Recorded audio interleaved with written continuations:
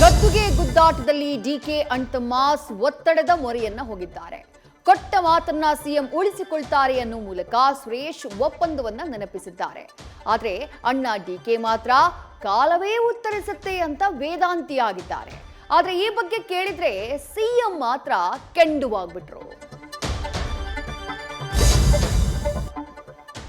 ಸದ್ಯ 25ಕ್ಕೂ ಹೆಚ್ಚು ಕಾಂಗ್ರೆಸ್ ಶಾಸಕರ ವಿದೇಶ ಪ್ರವಾಸ ಹಸ್ತಪಾಳಿಯವನ್ನ ಅಸ್ತವ್ಯಸ್ತ ಮಾಡಿದೆ.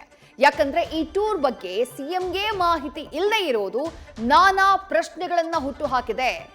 ಇದು ಸರ್ಕಾರಿ ಕಾರ್ಯಕ್ರಮ ಅಂತ ಸಚಿವ ಜಾರಕಿಹೊಳಿ ಸರ್ಟಿಫಿಕೇಟ್ ಕೊಟ್ಟಿದ್ದಾರೆ. ಇನ್ಮೇಲೆ ವಂದೇ ಮಾತರಂ ಗೀತೆಗೂ ರಾಷ್ಟ್ರಗೀತೆಯ ಸ್ಥಾನಮಾನ ಪ್ರತಿ ಸರ್ಕಾರಿ ಕಾರ್ಯಕ್ರಮದಲ್ಲಿ ಕಡ್ಡಾಯ ಮಾಡಿದ್ದು ಎಲ್ಲರೂ ಗೌರವ ಕೊಡಬೇಕು ಅಂತ ಹೇಳಿ ಕೇಂದ್ರ ಫರ್ಮಾನು ಹೊರಡಿಸಿದೆ. ಒಂದು ವೇಳೆ ಗೌರವ ನೀಡದೇ ಇದ್ರೆ ದಂಡ ಫಿಕ್ಸ್ ಆಗಿದೆ. ಆದರೆ ಚಿತ್ರಮಂದಿರಗಳಲ್ಲಿ ಇದು ಕಡ್ಡಾಯವಲ್ಲ. ಭಾರಿ ಹೈಡ್ರಾಮಾಗಳ ನಂತರ ಇವತ್ತು ಸಂಸತ್ನಲ್ಲಿ ರಾಹುಲ್ ಗಾಂಧಿಗೆ ಮಾತನಾಡೋಕೆ ಅವಕಾಶ ಸಿಕ್ಕಿದ್ದು ಕೇಂದ್ರದ ವಿರುದ್ಧ ಅಕ್ಷರಶಃ ಕೆಂಡವುಗಳಿದ್ದಾರೆ.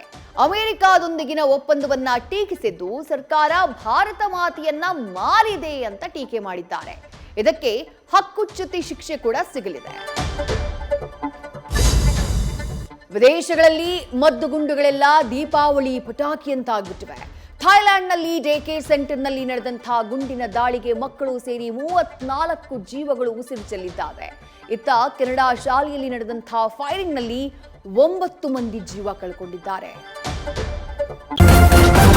ನ್ಯೂಸ್ ಫಸ್ಟ್ ನಿರ್ಭೀತಿಯಿಂದ ನಿಮ್ಮ ಪರವಾಗಿ.